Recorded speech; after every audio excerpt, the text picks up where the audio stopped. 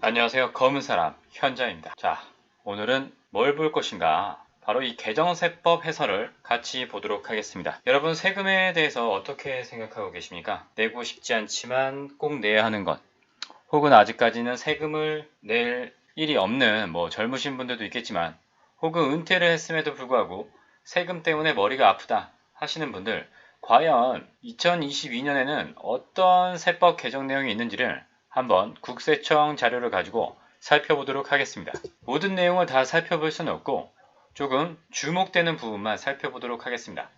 여러분, 가상자산 소득에 대해서 앞으로 이제 세금을 내야 한다는 사실 알고 계십니까? 가상자산이란 우리가 소위 코인이라고 부르는 것들을 얘기합니다.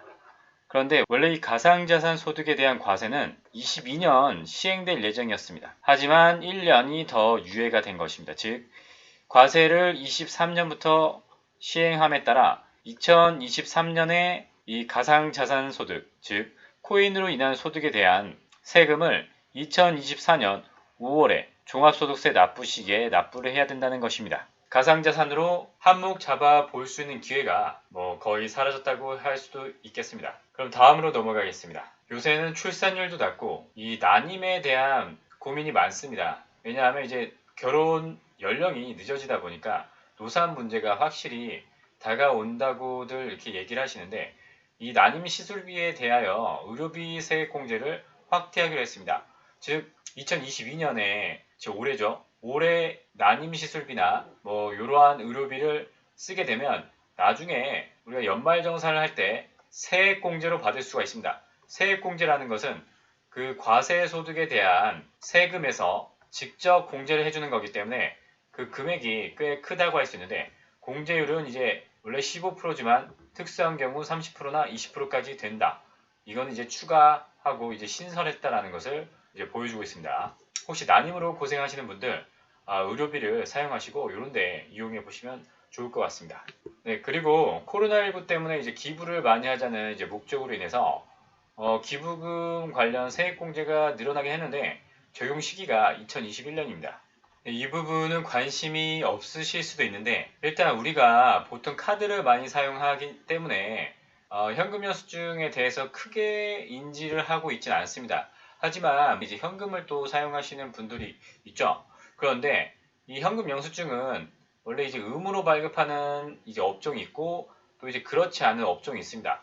의무 발급 대상인 경우에는 이제 10만 원 이상의 경우에는 그쪽이 발급 요청을 하지 않았다 하더라도 발급해줘야 할 의무가 있습니다. 이러한 의무를 지키지 않으면 가산세라든지 이런 게 나오는데, 이제 종전과 다르게 개정된 내용을 살펴보면 의무 발급 대상을 17개 업종을 추가했다는 것입니다. 기존에는 요랬는데 이제 행정사와 숙박 공유업 그리고 기타 업종에 이런 것들을 추가했다고 하는데요. 여기를 한번 참고하셔서 본인이 이러한 업종에 현금을 썼다 하시면은 현금 영수증이 발급이 됐는지를 확인해 보시고, 안 됐다면 당연히 이제 발급 요청을 하시든지 아니면 이건 신고를 하면 됩니다. 그런데 2023년 이후 적용이라는 점 참고하셨으면 좋겠습니다. 여기는 종합부동산세와 관련이 있습니다.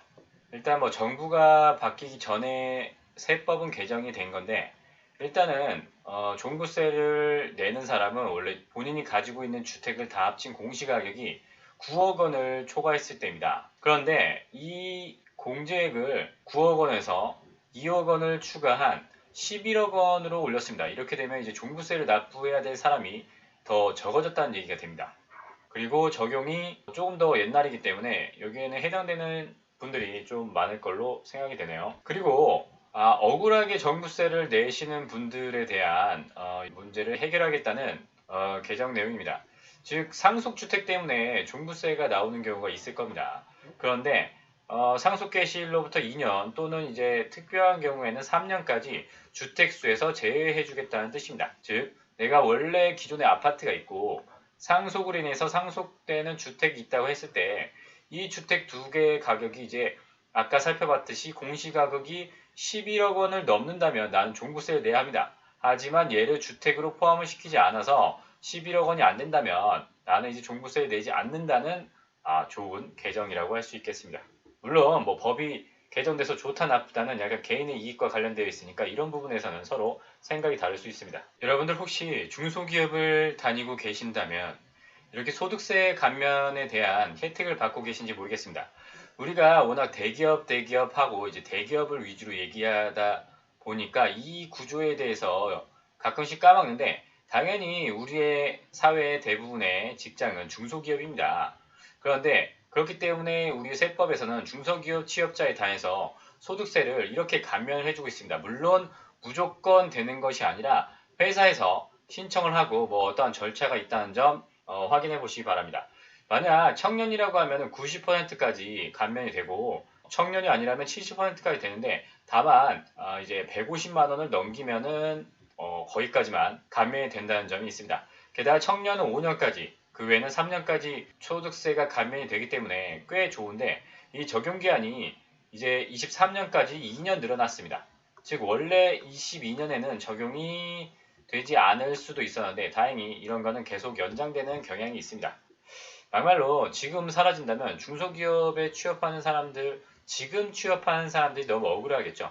근데 이와 비슷하게 청년들을 위한 정책이 이제 늘어났다. 2023년까지 늘어났다. 무엇인가? 바로 청년 우대형 주택 청약 종합 저축입니다. 그리고 가입요금 완화도 있는데 이게 원래는 3천만 원까지만 인정을 해줬다가 이제 더 늘렸습니다. 3,600만 원까지. 아시는 분들은 아시겠지만 일반 청약이랑 엄청나게 큰 차이가 있는 건 아닙니다. 다만 이제 비과세라든지 이런 혜택이 있고 또 청약에서 이점은 없지만 그래도 청년인 이상 이런 혜택은 받는 것이 좋다고 생각이 되겠죠. 그리고 두 가지를 한꺼번에 살펴보도록 하겠습니다. 첫 번째는 이제 소득이 이제 총급여 5천만 원 또는 종소세를 내는 종합소득금액 3,800만 원 이하인 경우에는 이제 이 장기펀드에 가입을 하면 소득공제를 해주죠. 이게 정부에서 얘기하는 그 청년들을 위한 자산형성 지원 사업 중에 하나인데 가장 소득이 높은 사람이 바로 이걸 적용받습니다. 청년연 장기펀드 소득공제. 그 다음 사람은 이 청년희망적금 이자소득 비과세를 지원받을 수 있는데 이 경우에는 총급여가 3,600만 원 또는 종합소득금액이 2,600만 원 이하여야지 청년희망적금에 신청을 해서 가입을 할 수 있고 이 경우 이자소득이 비과세가 된다는 것입니다. 근데 이 부분은 이미 시행되고 있어서 아시는 분들은 아시지 않을까 그런 생각이 드네요. 이거는 창업을 하시려는 분들에게 희소식이라고 할 수 있겠습니다. 원래 창업 중소기업에 대해서 적용시켜주고 있던 세액 감면이 확대됩니다. 또 적용 기한도 연장이 됩니다. 언제까지? 원래는 22년에 끝날 것이 2024년까지. 네, 따지고 보면 3년 동안 할 수 있습니다. 일단 감면율은 뭐 변함이 없지만 원래 이제 적용 대상이 이렇게였는데 생계형 창업일 경우에는 연간 수익 금액이 8천만 원 이하까지 확대를 시켰다는 겁니다. 원래는 4,800만 원이었지만 8천만 원까지 늘렸다는 것이죠. 그리고 이제 수도권이나 과밀억제권역 같은 경우에는 뭐 50%밖에 안 되는 경우가 있긴 있는데 보통 수도권이 아니라고 하면 100% 세액을 감면받을 수 있습니다. 이 감면받는 세금은 이제 법인세나 이제 법인이 아니라면 소득세까지 해당이 되는데 그런데 이 창업 중소기업 세액 감면을 받기 위한 조건이 있습니다. 무조건 되는 게 아니기 때문에 만약 이를 염두하시는 분들은 조금 확인이 필요합니다. 네, 여기까지가 개정세법 해설 내용을 중점적인 부분만 한번 살펴본 것이고요. 어떻게 본인에게 적용할 수 있는 뭐 세법 내용이 있었는지 모르겠습니다. 물론 저도 이제 관심이 가는 부분이 있고 뭐 관심이 가지 않는 부분이 있기는 합니다만 어쨌든 최소한 어느 정도 기억하고 있다 보면 나중에 본인에게 도움이 될 수 있는 부분이 있으니까 이러한 변화된 행정 이러한 소식은 제가 전해드리도록 하겠습니다. 조금이라도 도움이 되셨으면 좋겠다는 생각을 하며 지금까지 검은 사람 현자였습니다.